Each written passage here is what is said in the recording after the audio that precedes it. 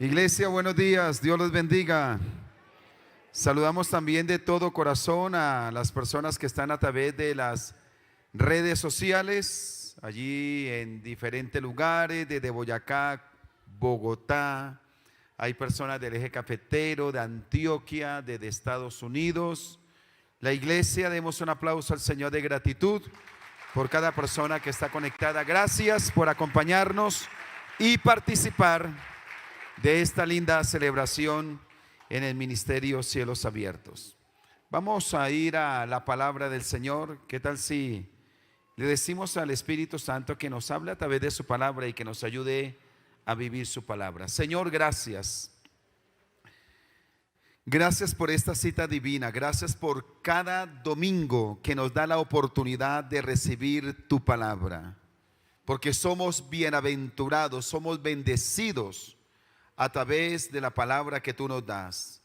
Tu palabra corrige, tu palabra alienta, tu palabra sana, tu palabra fortalece, tu palabra nos orienta, tu palabra nos revela la persona de Jesús. Y por eso, Señor, te pedimos que nos hables y nos edifiques en esta hora. Amén y amén. Comenzamos nuestro mes del discipulado. Y estaba orando al Señor sobre la palabra que debería compartir el día de hoy. Lo hacemos con responsabilidad, orando, preparando la palabra. Y en algún momento quise abordar el texto de ir y hacer discípulos. Pero orando al Señor, el Espíritu Santo me llevaba primero a hacer una pregunta. No podemos ir a ser discípulos si no estamos seguros que nosotros somos discípulos, ¿verdad? Ese es un orden correcto. Entonces, Dios me ha dado una enseñanza que he titulado a manera de pregunta: ¿dispuestos a ser discípulos? ¿Estamos dispuestos realmente a ser discípulos?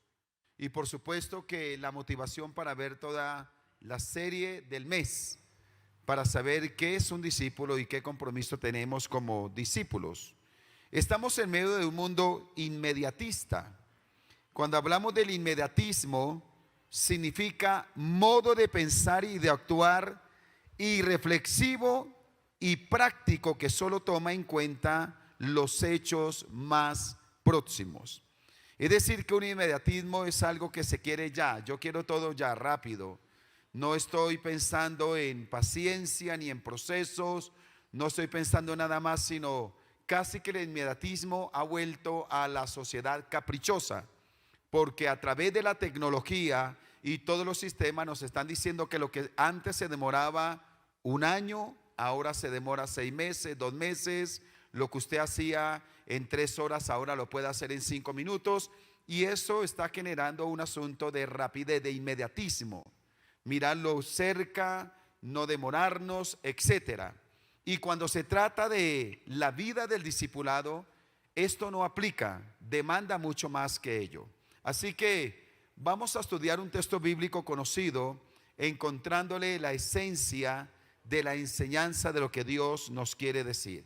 En Juan capítulo 6, los versículos 1 al 15, encontramos una historia muy conocida, pero vale la pena mirarla con detenimiento para saber realmente qué es lo que el Señor quiere decir en cada una de esas historias. Por ejemplo, aquí en este pasaje dice así: después de esto, Juan 6, 1 al 15, después de esto, Jesús fue al otro lado del mar de Galilea, el de Tiberias, y le seguía gran multitud porque veían las señales que hacía en los enfermos. Entonces subió Jesús a un monte y se sentó allí con sus discípulos. Y estaba cerca la Pascua, la fiesta de los judíos. Cuando alzó Jesús los ojos y vio que había venido a él gran multitud, dijo a Felipe: ¿de dónde compraremos pan para que coman estos? Pero esto decía para probarle, porque él sabía lo que había de hacer. Felipe le respondió: 200 denarios de pan, es decir, 200 días de trabajo, no alcanzarían o no bastarían para que cada uno de ellos tomase un poco.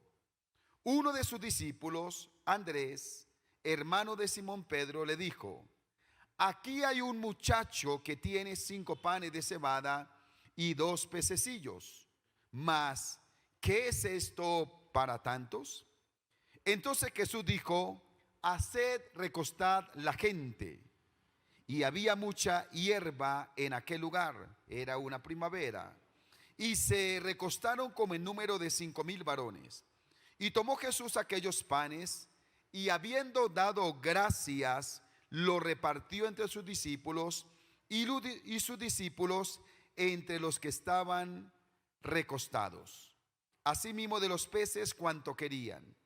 Y cuando se hubieron saciado, dijo a sus discípulos: recoged los pedazos que sobraron para que no se pierda nada. Recogieron pues y llenaron 12 cestas de pedazos que de los 5 panes de cebada sobraron a los que habían comido. Aquellos hombres entonces, viendo la señal que Jesús había hecho, dijeron: este verdaderamente es el profeta que había de venir al mundo. Pero entendiendo Jesús que iban a venir para apoderarse de él y hacerle rey, volvió a retirarse al monte solo. Cuando uno lee una historia como estas, no es una parábola, fue un acto real. Podríamos considerar en primera instancia algunas enseñanzas. Por ejemplo, que Jesús es poderoso para hacer milagros. Podríamos decir que Jesús tiene compasión de los hambrientos y los sacia. Que Jesús es amplio y generoso en proveer a cada uno lo que necesita. Podríamos mirar que esas son las enseñanzas que el Señor quiso dar a través de la multiplicación de los panes y los peces. Pero cuando uno estudia el texto, teniendo en cuenta el contexto anterior y posterior, no deja ver realmente qué se proponía el maestro en medio de la multiplicación de los panes y los peces. Cuando uno estudia minuciosamente el capítulo 5, lo hice para esta enseñanza también, nos damos cuenta que el Señor venía tratando con las multitudes, con los fariseos, y el Señor estaba intentando llevarlos de la religión a la relación. También se proponía mostrarle la verdadera fuente de vida. Y Jesús anhelaba enseñarles el verdadero manual del discipulado. Eso venía hablando. Por eso cuando uno mira cómo comienza el capítulo 6, ese conector no lo podemos ignorar. Dice: después de esto. Entonces cuando uno lee la historia de la multiplicación de los panes y los peces, este conector, permítame el término, lo obliga a uno a mirar después de qué.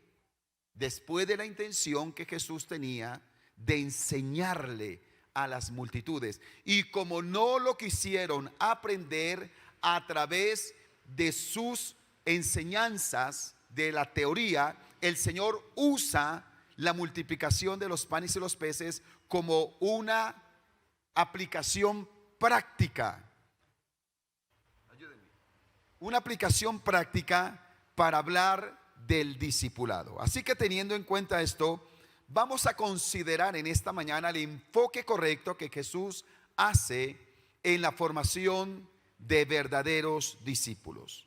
Qué poderosa enseñanza Jesús se proponía a darle a las multitudes detrás del milagro de la multiplicación de los panes y los peces. Y para nosotros será entonces resolver la pregunta de la enseñanza: ¿estamos dispuestos a ser discípulos?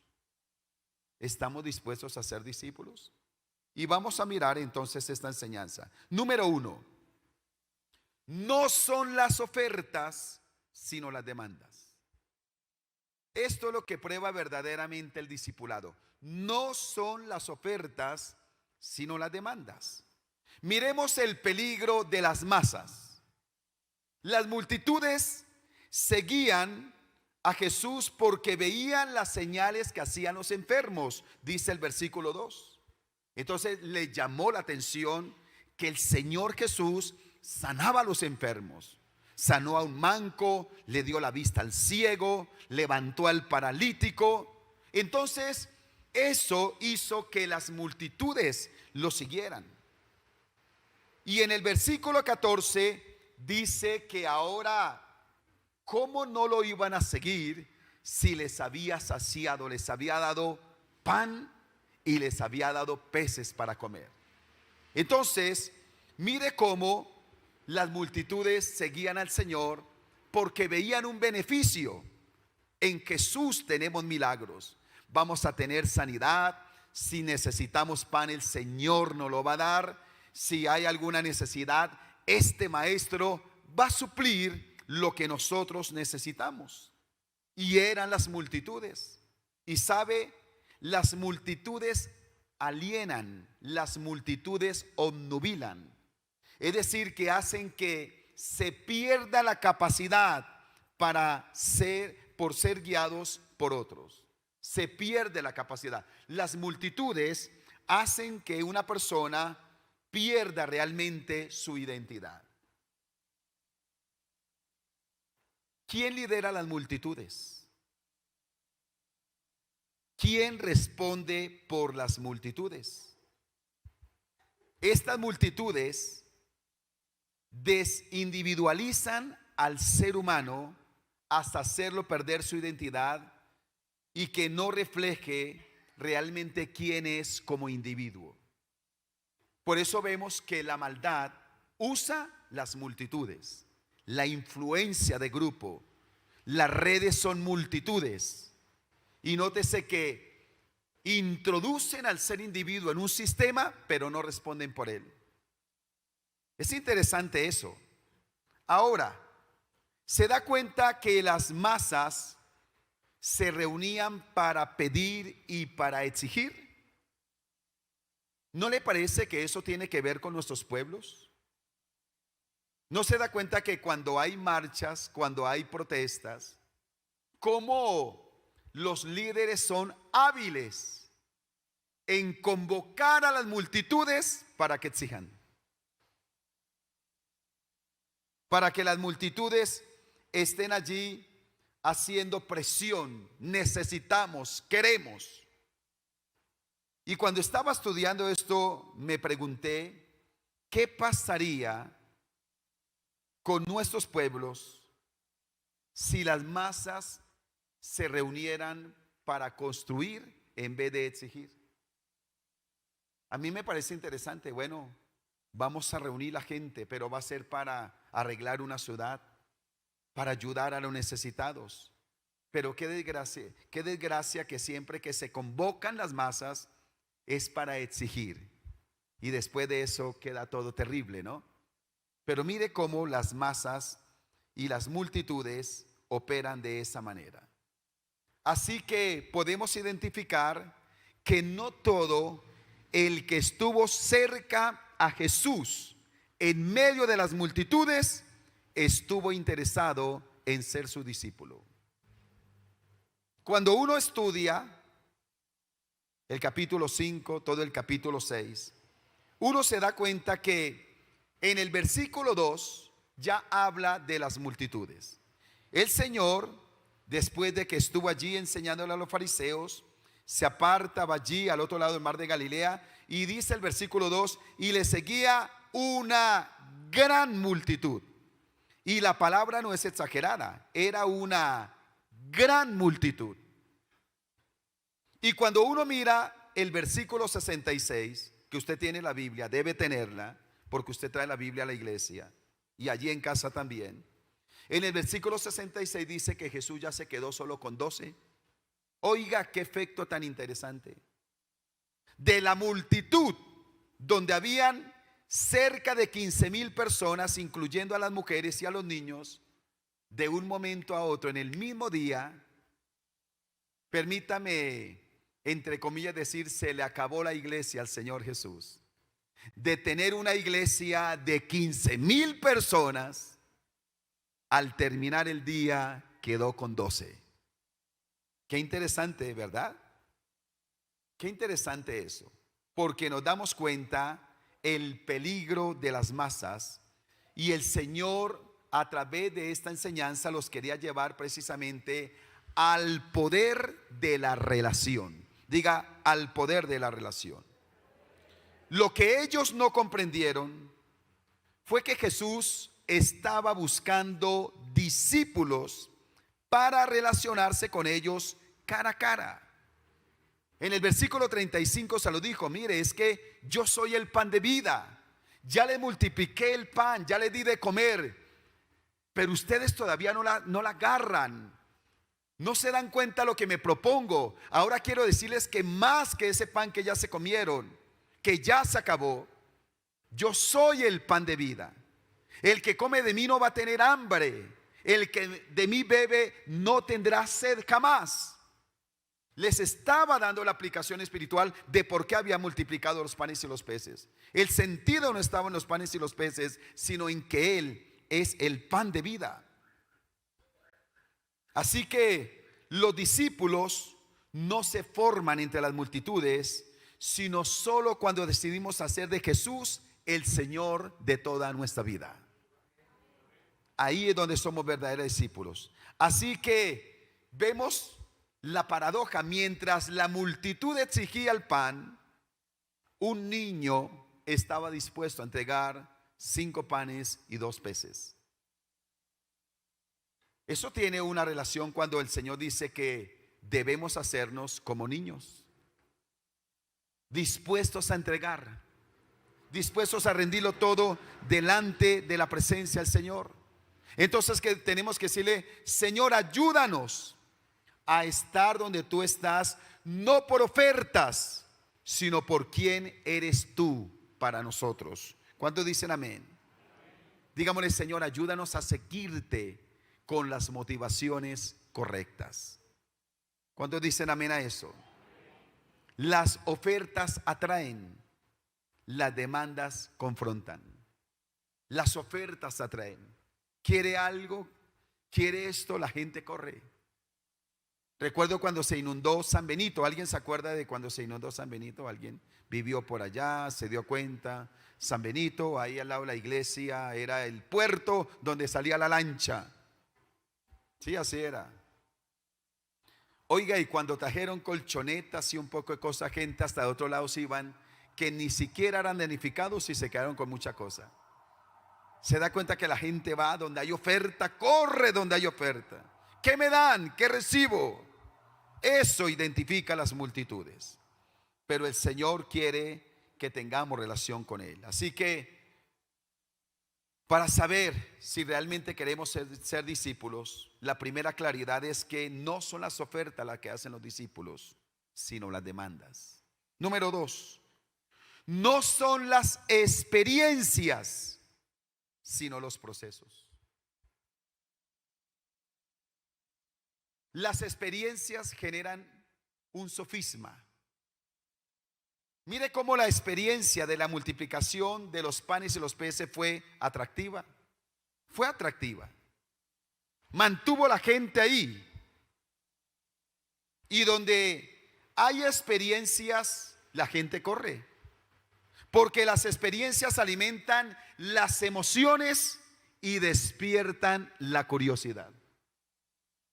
Yo estoy seguro que si saliera la noticia que en cierto lugar, en cierta iglesia de Bogotá, por ejemplo, oiga, mire que allá pasó algo y allá se están sanando todos los enfermos, al otro día tendría 30,000 personas allá. Porque la gente corre por las experiencias. Yo quiero tener esa experiencia. Eso es verdad, la gente corre donde se escucha que hay alguna experiencia. Y sabe que es un gran peligro cuando la relación con Dios está condicionada a la experiencia. Ayer mirábamos en la escuela de oración el peligro cuando de la experiencia se hace doctrina, o cuando se basa mi relación con Dios en la experiencia. Entonces, Si yo no siento a Dios, si el Señor no hace el milagro, entonces Dios no me ama, yo ya no sigo a Dios. Y uno encuentra gente así en el camino y es real. ¿Por qué usted no volvió? ¿Qué pasó? No, es que tenía una necesidad, yo clamé al Señor, pero no pasó nada, no. Yo me desanimé, pastor. ¿Qué estaba buscando esa persona? Una experiencia. Y como no tuvo la experiencia, Dios no le interesa. Mala manera de enfocar la vida. ¿Por qué no ha hecho el devocional? ¿Por qué no se ha vuelto a consagrar, a congregar? Pastor, es que no siento, es que estoy desanimado, es que... ¿Cómo así? ¿Es la experiencia lo que nos sostiene a nosotros?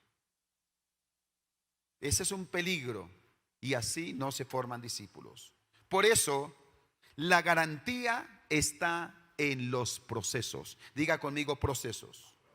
Jesús le dejó claro a los discípulos que era paso a paso. Cuando vemos el versículo 45 de ese mismo capítulo, en la Nueva Traducción Viviente dice, como dicen las Escrituras, Jesús les está diciendo, a todos les enseñará Dios. Todos los que escuchan al Padre y aprenden de Él, vienen a mí. Dos palabras claves que hay en ese texto: enseñar y aprender. Y eso se da a través de procesos. Diga conmigo, procesos. ¿Sabe qué es lo que menos quiere vivir la gente? Procesos. Porque los procesos toman tiempo. Los procesos muchas veces duelen. Los procesos demandan. Pero no hay discípulo sin proceso. No hay discípulos sin proceso. Y mire lo interesante, yo mismo estaba reflexionando que a veces somos ligeros en nuestra manera de orar, y yo también. Porque cuando alguien está en una dificultad, nosotros por lo general enfocamos la oración para evitar que la persona continúe en su dificultad. Entonces estamos orando, Señor, sácalo de esa dificultad. Cualquiera que sea la dificultad. Y las dificultades pueden venir a una persona porque, bueno, sí hay consecuencias del pecado. Por supuesto que las hay. Pero no siempre es por pecado. Muchas veces es porque le dijimos, Señor, yo quiero conocerte más. Quiero parecerme a ti. Y el Señor, como si se toma en serio nuestras oraciones, dice, bueno, si te quieres parecer a mí, te tengo que procesar. Te tengo que procesar. Y entonces el Señor nos está procesando. Y Dios, cuando yo estaba preparando esta enseñanza, me dijo, debes tener más cuidado en la manera que tú oras por la gente. Porque a veces oras para que yo evite que estén en una dificultad. Pero aprende a orar por la gente. Vas a orar y me vas a decir que ellos aprendan la lección que necesitan en ese proceso que están viviendo. ¿Me dice entender en eso? Es decir, que hay procesos que Dios no va a evitar. No los va a evitar. Lo que tenemos es que aprender la lección que Dios tiene para con nosotros en ese proceso. Wow, eso es como diferente al inmediatismo. Sácame rápido, Señor, sácame. No te voy a sacar, te voy a formar. Te voy a enseñar. Vas a madurar, vas a crecer. Es el propósito del Señor. Yo no sé para quién es esta palabra, si usted está en un proceso. Y tal vez su oración inmediatista es, Señor, sácame rápido de este proceso. Y el Señor dice, no te voy a sacar. Pregúntame qué te quiero enseñar. ¿Qué quiero formar en ti? ¿Qué quiero hacer de ti? ¿Cómo estoy trabajando en ti? Que eres el barro y yo soy el alfarero. Entonces es a través de ¿qué? De procesos, porque no hay discípulos sin proceso. Y los procesos toman tiempo y duelen. Así que los procesos tienen como propósito matar la carne hasta que el carácter de Cristo se refleje en el discípulo. ¿Continúo con la enseñanza? ¿Todavía quieres ser discípulo? ¿Todavía quieres ser discípulo? Las experiencias emocionan, los procesos transforman. Las experiencias emocionan. Y de seguro que si alguien corre tras una experiencia, mira, ya pasó algo, esa persona quiere curiosidad y beneficio, pero jamás quiere ser un discípulo. Entonces, las experiencias emocionan, pero los procesos transforman. Y número 3, lo primero que le dije que fue que no son las ofertas, sino las demandas. Número 2, que no son las experiencias, sino los procesos. Estamos hablando de lo que forma discípulos, ¿verdad? Y número 3, no son las oportunidades, sino la fidelidad. No son las oportunidades, sino la fidelidad. Y esa oportunidad habla de un oportunismo. ¿Sabe? Esas oportunidades con toque de oportunismo se hacen peligrosas también. Porque a nosotros nos gusta el oportunismo. Si yo de aquí saco un beneficio, yo me voy por ahí. Eso es lo que me gusta, esto es lo que me da resultado. Aquí voy a tener una platica. Por aquí me va a ir bien, aquí hago lo que yo quiero, aquí es donde me voy a gozar. Eso es oportunismo. Y vaya que alguien le diga que no y verá. Eso es lo que yo quiero y por eso hasta peleamos con otros. El oportunismo. Y mire el ejemplo que nos da ahora Jesús mismo. Jesús les quiso enseñar las verdaderas motivaciones. Y por eso en el capítulo 5, versículo 41, mire lo que el Señor dijo. 5:41, si usted tiene la Biblia. Le estoy haciendo un estudio de la Biblia. ¿Sabe qué dijo el Señor ahí? Dijo, gloria de los hombres no quiero. No quiero gloria de los hombres, no quiero las cosas. Ese oportunismo, no lo quiero. Y en el capítulo 6, versículo 15, dice que cuando las multitudes comieron pan, comieron peces, entonces dijeron, este es el rey que necesitábamos. Este es el líder que necesitábamos. Y como el Señor entendió que lo iban a tomar para hacerlo rey, dice la palabra que entonces él se fue solo al monte. ¿No le parece a usted interesante eso? ¿No le parece interesante? Cómo Jesús mismo se muestra como ejemplo de que no es el oportunismo de esta vida, sino que es la fidelidad. El oportunismo desvía el corazón. Por el oportunismo muchos pierden y comprometen un principio. Por el oportunismo alguien puede comprometer el llamado que Dios le está haciendo. Por el oportunismo una persona puede sacrificar su familia por el oportunismo. Pero el Señor dijo, no es el oportunismo, es la fidelidad a la que el Señor nos ha llamado. Por eso Jesús lo demostró en la relación con su Padre.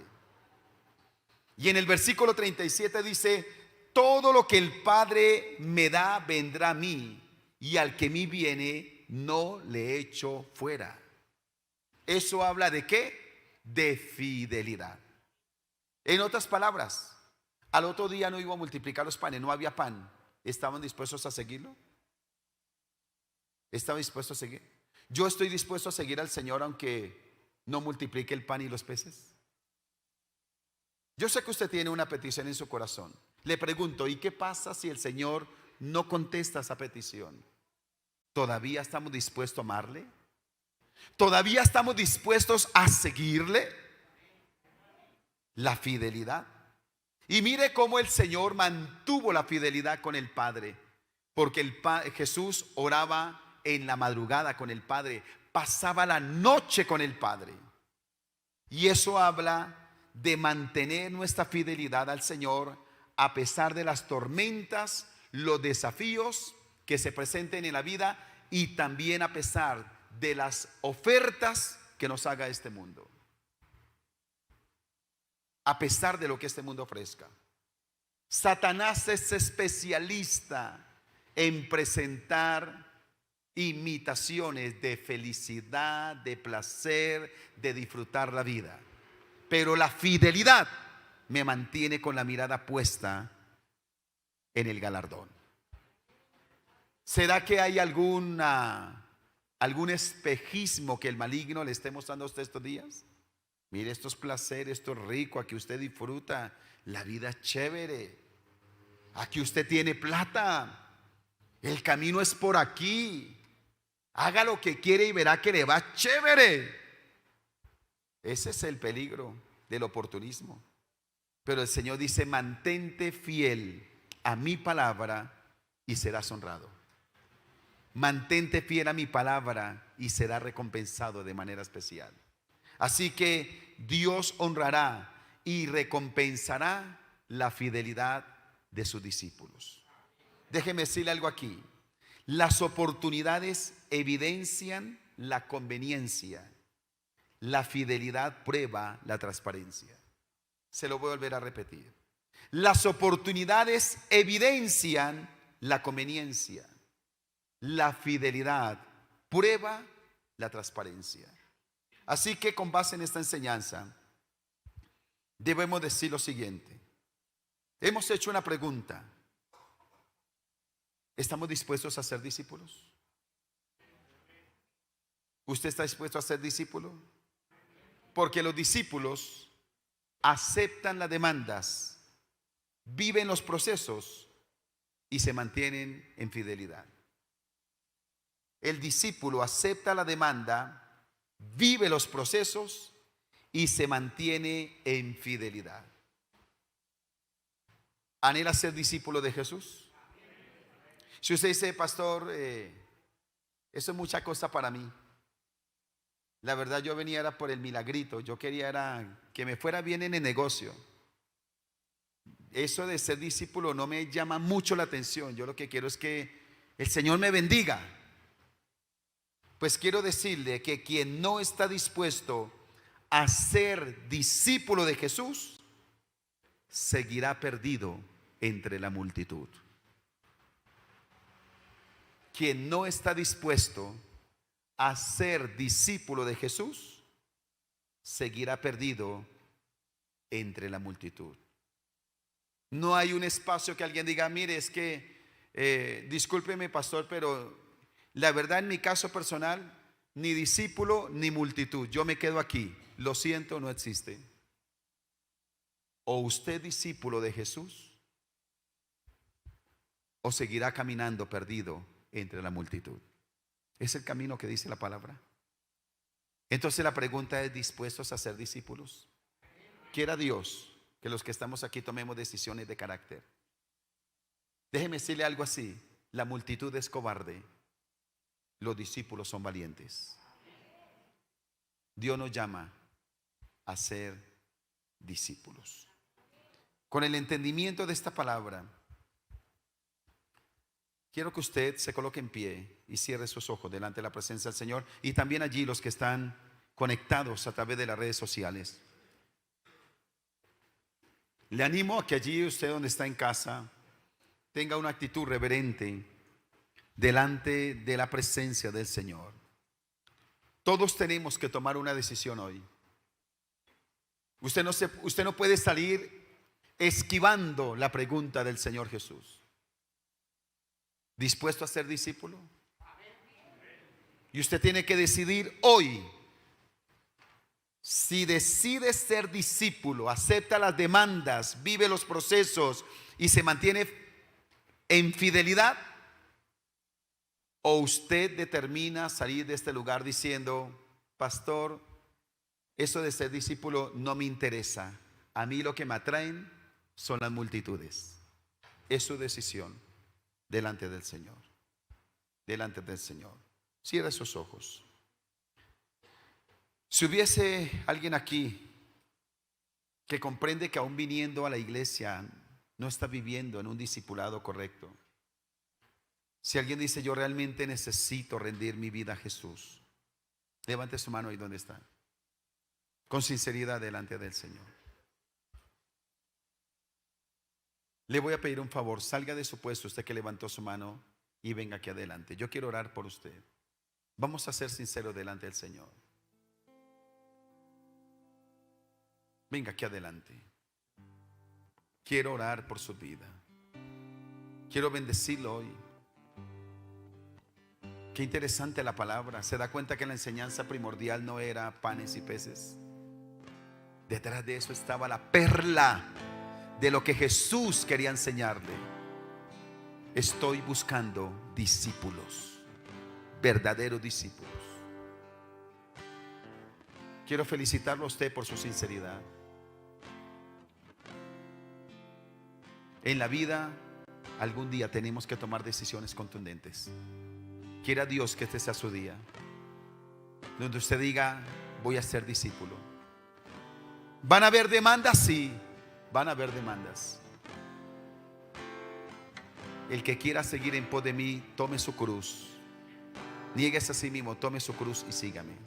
La demanda es negarnos.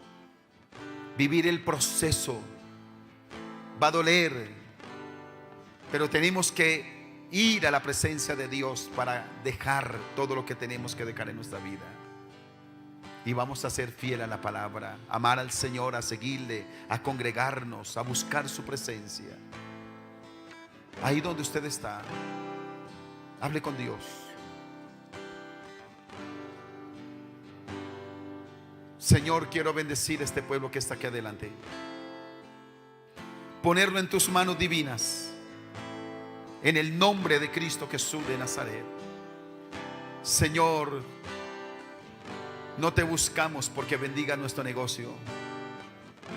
Perdónanos, Señor, cuando te hemos buscado por las motivaciones incorrectas. Perdónanos, Señor, cuando hemos hecho de ti un agüero, un amuleto. Perdónanos, Señor, cuando te hemos buscado por la sanidad y por los panes y los peces. Pero hoy, en el nombre de Jesucristo, yo oro, Padre, por tus hijos que están aquí, Señor amado, para que en el nombre de Jesucristo podamos juntos responder a la pregunta si estamos dispuestos a ser verdaderos discípulos de parte de ti, Señor. Y en el nombre de Jesucristo, Padre, te pido, Señor, que bendigas estas vidas.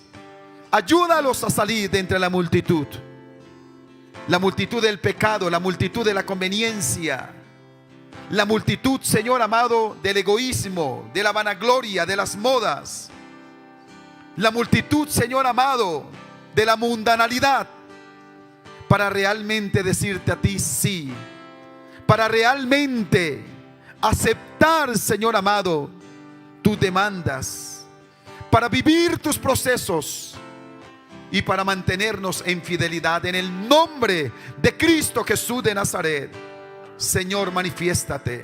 Señor, revélate en esta vida. Rompe cadenas, rompe ataduras, Padre, y sea tu gloria tocándoles. Sea el poder del Espíritu Santo, Señor, operando milagros de transformación en estas vidas, en la sangre de Cristo, en el nombre de Jesucristo, Señor. Ministra, Padre, levanta verdaderos discípulos. Dígale usted que está aquí adelante: no quiero ser como la multitud. Hoy hago voto de consagración delante de tu presencia. Hoy rindo mi vida delante de ti, Señor. Me entrego delante de tu presencia, Padre. Que cuando salga de este lugar, las multitudes no me atrapen. Que no sea la carne, que no sea según los placeres de la carne, que no sea el mundo, que no sea, Señor amado, los deseos de esta vida, sino que en el nombre de Cristo en mi vida se manifieste el carácter de Cristo para ser un verdadero discípulo, Señor. Padre, ayúdame para que cuando venga la demanda, yo no vuelva atrás, no cuestione, no objete, sino que lo entregue todo delante de tu presencia, en la autoridad del nombre de Jesucristo. Que cuando viva los procesos, Señor, yo no vuelva atrás, sino que pueda aceptar tu mano divina.